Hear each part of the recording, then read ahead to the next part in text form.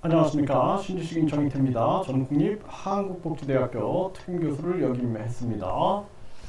미국처럼 다민족, 다인종, 다문화 국가 만세, 이민청 만세, 한국이민 실태는 지금 우리나라 이제 가장 큰 문제는 이 팬덤 정치입니다. 그래서 비판 능력을 상실하고 자기들 편이 추진하면 무조건 만세를 부르는 거예요. 국힘이 이민청을 추진한다 그러면 다 만세, 재외동포청을 추진한다 만세, 다 만세하는 겁니다.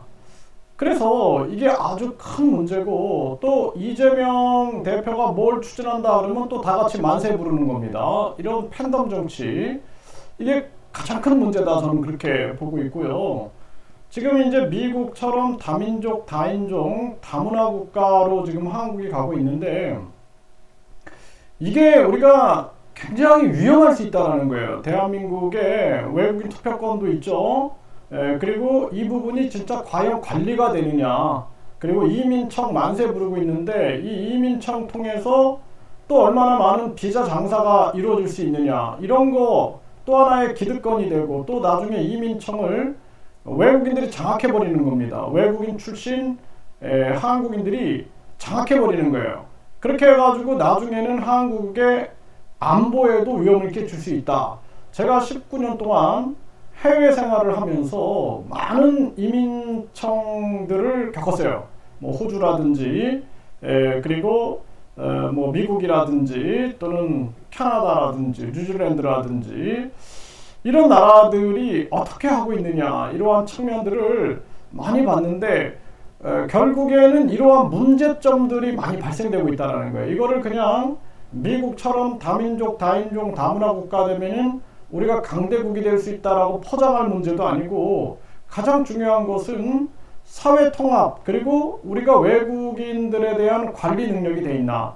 그래서 이제 뭐 이 정치꾼들은 무조건 뭐 대한민국이 다 잘한다 이렇게 포장을 하고 있는데, 실태는 그렇지가 않다라는 것입니다. 한번 보겠습니다. 지금 우리나라는 해외 입양, 그러니까 해외로 입양 송출국 세계 7위에서 3위로 반등을 했다는 것입니다. 저출산 1위 국가가 해외 입양 송출국을 3위가 된다는 게 얼마나 이 나라가 사람 살기 힘든 나라냐. 대한민국은 이렇게 해외 입양 송출하는 이 문제를 먼저 해결을 해야 돼요. 저출산도 직접 지원 안 하고 간접 지원한답시고 이렇게 저렇게 빼쳐먹으면은 계속해서 이런 대한민국의 미래는 희망이 없어진다는 것입니다. 심각한 문제가 아닐 수가 없고, 헬조선에서 사는 이 탈조선하겠다, 연 2만 명이 한국 국적을 포기하고 있다는 것입니다. 그런데 이게 국적을 포기하는 사람도 있지만 또 국적을 이탈하는 사람도 있는 거예요. 이중 국적을 받았다가 이제 한국 국적을 버려버리는 거죠. 이렇게 되면은 3만 명 이상인 거예요. 그렇게 해서 11년 동안 26만 2,305명이 국적을 버렸다라는 겁니다. 그러니까 우리나라는 왜 탈조선을 하느냐, 왜 한국인들이 국적을 포기하느냐, 이거 고민해야 된다는 거예요. 이게 심각한 문제가 아닐 수가 없고, 베트남 여성과 결혼했어요. 국제 결혼만 확 늘었다.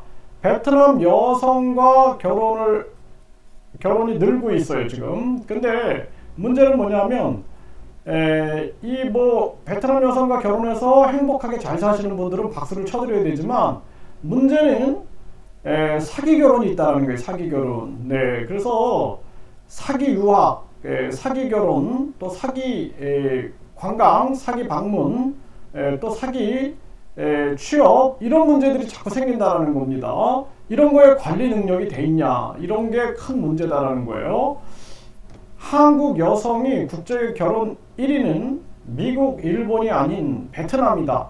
한국 여성이 국제 결혼 1위가 베트남이다. 여러분들 잘 생각해 보십시오. 이거 왜 한국 여성이 베트남 남자들과 많이 결혼할까? 알고 보니까 베트남 여성이 한국 국적을 취득하여 한국 남자와 이혼하고 베트남 남자와 다시 결혼한다는 거예요. 그래서 한국이 이 정도로 관리 능력도 없고, 그냥 속수무책으로 국적을 너무나 쉽게 주는 건 아니냐라는 것도 우리가 판단해야 된다는 것입니다. 간병인이 환자를 성폭행했는데 알고 보니 수배 중인 불법 체류자였다는 것입니다. 중국에. 네. 경찰 폭행하고 도주 불법 체류자 7시간 만에 체포됐다. 그래서 이런 불법 체류자 문제, 각종 범죄 문제들이 터져나오고 있는 거예요. 외국인 불법 체류자가 41만 명이다. 네, 취업, 인력난 맞아떨어져가지고 이렇게 계속해서 농촌, 유학생, 관광, 방문 이런 식으로 해서 외국인 불법 체류자가 41만 명이 됐다라는 겁니다. 이게 해결 능력이 없어요. 한국은 해결 능력도 없고 관리 능력도 없고 그리고 이거 해결할 기본 마인드도 없습니다. 그래서 이 사람들을 다시 합법화 시켜주자 이렇게 얘기를 하는데 이거 합법화 다 시켜주면 또 불법 체류자 이제 81만 명으로 늘어납니다. 배로 늘어납니다. 이런 문제가 심각하다라는 거고요. 또 외국인 계절 근로자 6,425명 그런데 무단 이탈 방지 대책은 미흡하다라는 거예요. 그래서 지금 외국인 계절 근로자가 강원도에만 6,425명이 들어왔는데 네, 그 중에 506명이 무단 이탈했다는 것입니다. 네, 이런 문제들이 계속 터지고 있는 겁니다. 네, 2019년 이후에 농어업 외국인 근로자 무단 이탈이 4,174명이다라는 거예요. 네, 4,174명이 무단 이탈을 했다는 것입니다. 전남, 강원, 충남, 전북 순으로 많다. 네, 이러한 부분들이 실태라는 게 실태다라는 것입니다. 불법 체류 외국인 근로자 시신을 숨긴 60대 농장주. 이게 이제 관리도 안 되고 나중에는 이런 문제가 인권적인 문제가 생기는 거예요. 외국인 근로자 시신을 숨겼는데 알고 보니까 불법 체류자인 거예요. 그러니까 이런 문제들이 아무런 관리 능력이 안 된다라는 겁니다. 한국이. 농촌 외국인 근로자 체류 기간을 대폭 늘려야 된다. 불법 체류자가 너무 많아지니까 이렇게 하고 있는 겁니다. 지금 참 나라가 엉망진창입니다. 왜냐하면은 1류대, 2류대, 3류대 지방대 만들어 놓고 지방대는 사람 취급을 안 해버리는 거예요. 그리고 나서도 이 교수놈들이 이게 좋다고 찬양을 부르는 거예요. 1류대, 2류대, 3류대, 지방대, 니네 1류대 가야지 성공한다. 니네 지방대 갈래 이러면서 완전히 이 교육이 아니라 인간을 학벌 계급화시키고 있는 것입니다. 이게 아주 우리나라의 고질적인 문제예요. 그러니까 유치원 때부터 입시 준비를 하고 있는 겁니다. 그래서 제가 이걸 비판하는 거예요. 그 교수들이 저를 비판하는 거예요. 1류대, 2류대, 3류대 지방대가 있어야지 공부를 하고 나라가 발전한다 이거예요. 경쟁 속에서. 미친 소리라고 저는 생각을 합니다. 고숙련 외국인 근로자 체류 기간을 10년 플러스 알파로 늘어난다. 그러니까 우리나라가 이 근로자가 없다라는 거예요. 근로자가. 일할 사람이 없다. 이게 참 심각한 문제입니다. 왜냐하면 1류대, 2류대, 3류대 지방대 그리고 그냥 학벌주의를 만들어 놓으니까 그러니까 사람들이 그냥 정신이 그냥 다 떠버리는 거예요. 정신 떠가지고 우리가 예를 들어서 독일 같은 경우에는 대학교 진학률이 50% 미만이다 그래요. 그런데 대학교에 진학하면은 학비 무료고 뿐만 아니라 생활비를 120만 원씩 지원해줘도 대학을 진학 안 하는 거예요. 왜냐하면은 이 사람들은 대학을 안 가도 결혼한다든지 육아한다든지 인간의 존엄성에 아무런 영향을 안 받는다라는 것입니다. 그러니까 내가 빵을 만들든 내가 기계를 다루든 내가 자동차를 수리하든 이런 데서 굉장히 그 노동의 가치를 느끼고 있는 거예요. 근데 우리는 계속 1류대, 2류대, 3류대 지방대 해갖고 사람을 신분 계급화 시켜놨기 때문에 많은 사람들이 한국을 떠나고 그리고 많은 부모들이 한국에서 애 못 키우겠다.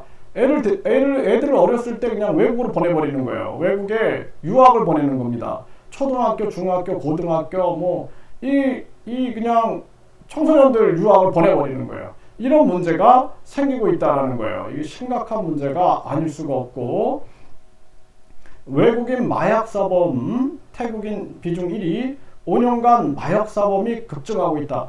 아주 이제 한국이 마약이 그냥 일상화돼 버렸어요. 그래가지고 뭐 그냥 뭐 연예인들도 마약으로 잡히고 또 뭐 정치인 자녀들이 마약으로 잡히고 막 마약이 일상화돼 가지고 부모들이 고발을 하고 있어요. 부모들이 요즘에. 그런데 그냥 한국이 외국인 또 마약이 급증하고 있는 이러한 상황이에요. 마약 강도 폭력 외국인 범죄가 증가됐다. 네, 그래서 1,700명 돌파했다라는 거예요. 외국인 마약 사범이 1,700명 돌파가 됐고 불법 체류자 대포톤 차명 통장 통해 범죄를 가담하고 있다. 범죄에 가담하고 있다는 겁니다.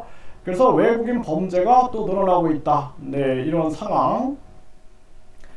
네, 4년 만에 외국인 유학생 불법 체류자가 365%가 증가됐다라는 것입니다. 네, 그래서 이 덤핑 유학 자제해야. 그러니까 외국인 유학생들도 위장하는 거예요. 위장 기획해가지고 한국 유학생으로 들어와가지고 이렇게 이탈하는 사건들 이런 것들이 터져 나오는 거고 외국인 유학생 20만 명이 돌파했는데 베트남 국적이 최대다. 그런데 이탈도 많다는 거예요. 이탈. 그래서 가짜 유학을 오는 거죠. 가짜 유학 이러한 부분들. 지방대 먹여 살리는 외국인 유학생 불법 체류로. 그래서 지방대 먹여 살리는 외국인 유학생 결국엔 불법 체류로 가고 있다라는 거예요. 그래서 외국인 비자 심사 엄격해야 된다. 이거 비자 심사도 비자 심사지만 문제는 뭐냐면 한국에 이미 불법 체류가 그냥 일상화돼 버린 거예요. 결혼했다가 불법 체류, 한국에 방문 왔다가 불법 체류, 관광 왔다가 불법 체류, 또 한국에 근로자로 왔다가 불법 체류, 유학생으로 왔다가 불법 체류. 이 사람들의 하나의 이제 하나의 그냥 공동체가 형성이 돼버린 거예요. 공동체가. 거기서 모든 게 다 이루어지고 있는 거예요. 한국 내에 불법 체류 공동체가 형성이 돼서 거기서 일자리 소개하고 거기서 생활하고 뭐 거기서 뭐 모든 게 다 교류가 이루어지고 있다. 이게 아주 심각한 문제가 아닐 수가 없습니다. 양양공항에서 무사증 입국 불법 체류 부채질하고 있다. 작년 10월에 109명이 이탈했다라는 것입니다. 근데 무사증으로 입국한다 했는데 불법 체류가 돼버리는 거예요. 그러니까 이제 나중에는 이런 사람들이 이미 다 일자리가 다 이렇게 기획이 돼 있어요. 그래서 한 500만 원 정도 주면은 일자리를 이미 다 알아봐 주는 겁니다. 그 비자까지 싹 알아봐 주는데 1,000만 원에서 1,500만 원 주면은 모든 세팅을 다 해주는 거예요.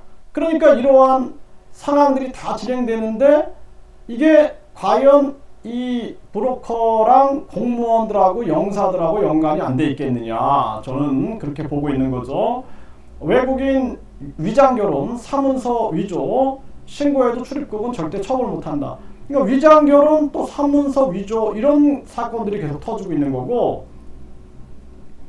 여가부는 이주 여성 폭력 피해 조사하고 국제결혼 중개업소 감시를 강화한다.